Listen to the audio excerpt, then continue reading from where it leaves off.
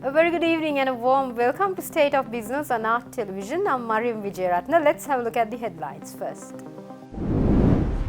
Foreign Minister Ali Sabri explores a free trade agreement with Singapore.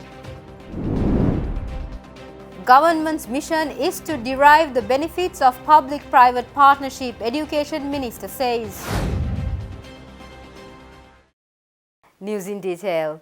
Speaker of the New Zealand Parliament, Gary Brownlee, met with Sri Lankan Prime Minister Dinesh Gunawardena at the Temple Trees yesterday. Speaker Brownlee acknowledged Sri Lanka's vast potential in various sectors, including tourism, ports and shipping, fisheries and agriculture.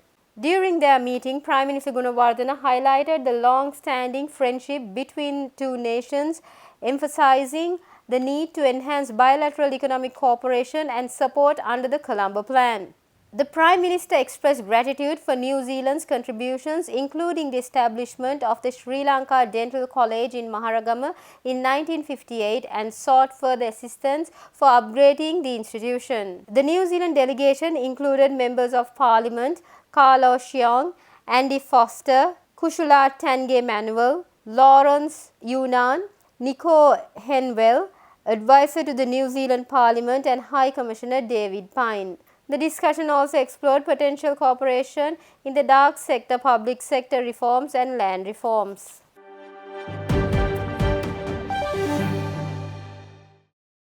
Foreign Minister Ali Sabri undertook an official visit to Singapore from July 7 to 9, 2024 at the invitation of Singapore's Minister for Foreign Affairs, Dr. Vivian Balakrishnan. The two ministers discussed the implementation of the Free Trade Agreement and the Memorandum of Understanding on Carbon Credits Cooperation and Regional Cooperation through the Indian Ocean Rim Association and ASEAN. During the discussion with Minister Balakrishnan, Minister Sabri emphasized collaboration in areas of mutual interest, including capacity building for public officials. Minister Sabri also met with Senior Minister and former Prime Minister of Singapore, Lee Hsien Loong. Their discussions covered trade, investment, climate resilience, food security and regional developments. Minister Sabri also met with the Minister of Home Affairs and Minister for Law of Singapore, K. Shanmugam. Minister Sabri further engaged with the Singapore business community at an event organized by the Singapore Indian Chamber of Commerce and Industry. Minister Sabri also participated in the Returns Next Asia Pacific Summit in Singapore. Minister Sabri also participated in the Reuters Next Asia Pacific Summit in Singapore. In a keynote interview with Reuters editor-in-chief Alessandra Galloni, they discussed a range of topics including regional and international geopolitics, Sri Lanka's debt restructuring, and even cricket.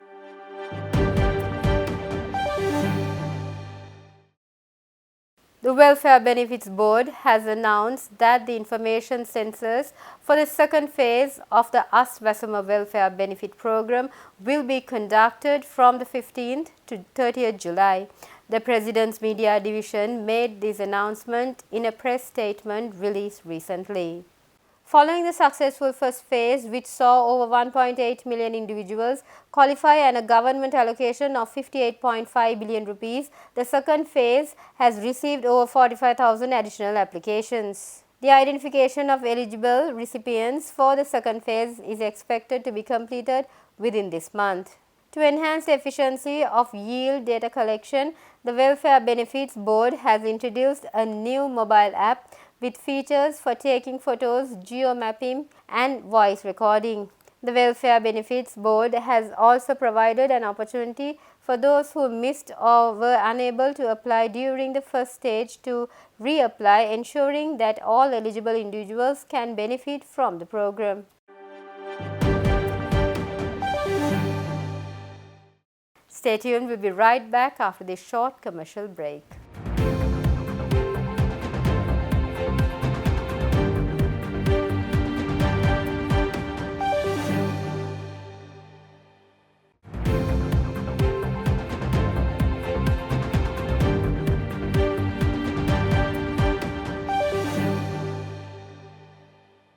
Welcome back after the break. Education Minister Susil Premajayanth said that it is the vision of the President and the government to reap the maximum benefits from the private sector towards national sports, technology and the economy through public-private partnerships. The minister said this speaking at an event held in Colombo earlier this week. I think this is how the public sector and the private sector getting together to promote athletes in the country. When I was the Minister of Science and Technology in 2016-17, he was the chairman of Slintech, the first nanotechnology laboratory situated in Pittipanna Science Park. So during your chairmanship, we have started many research and we completed some of those research. And we have about 28 researchers, young researchers. So I can't forget your service to the public sector from corporate sector. So that is why I said this was the first time, the public-private partnership. So that is how we should get the maximum from private sector. So in a way, that is a vision of the president also.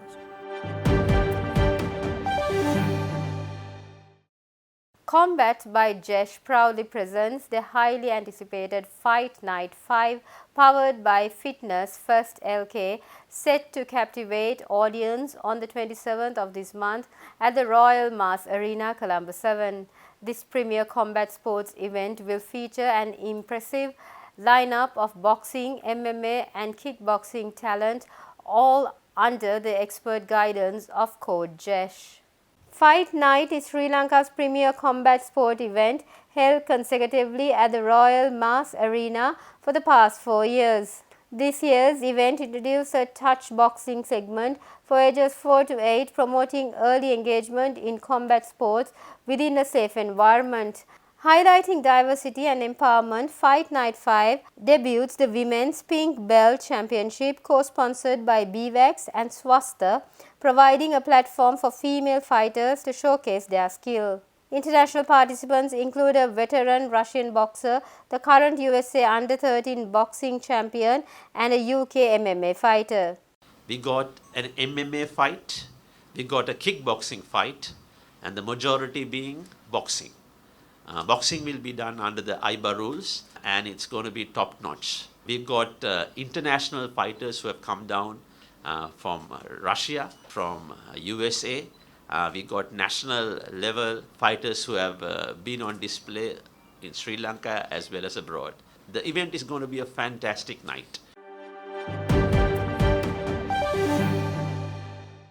Wesley College Colombo's primary school held its annual sports meet at the college ground in Colombo last week. The event was attended by many dignitaries, including teachers, principals and media personnel. The primary school students participated in numerous sporting events representing their house under the guidance of the teachers. The junior students representing their different houses performed an attractive march past, capturing the attention of all the guests in attendance.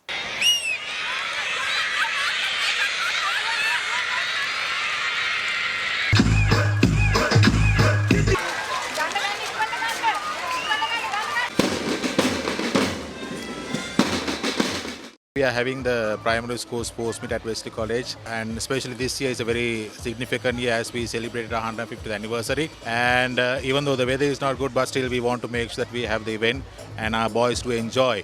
So this year we have invited Mr. Rahul De Silva and Mrs. De Silva as the chief guest, who is one of our former rugby captain and who has won our first ever championship. So we are delighted to have him as well.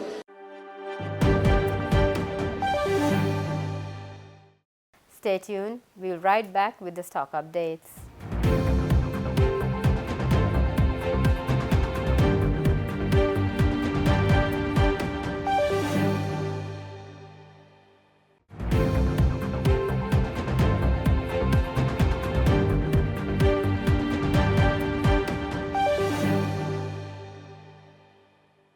Welcome back after the break. Trading at Colombo Stock Exchange ended on a positive note today. The all share price index gained 41.71 points to close at 11,843.97, and the S&P SL20 gained 19.20 points to close at 3,454.68. The turnover was 0.6 billion rupees and over 20 million shares were traded. Up next are forex rates.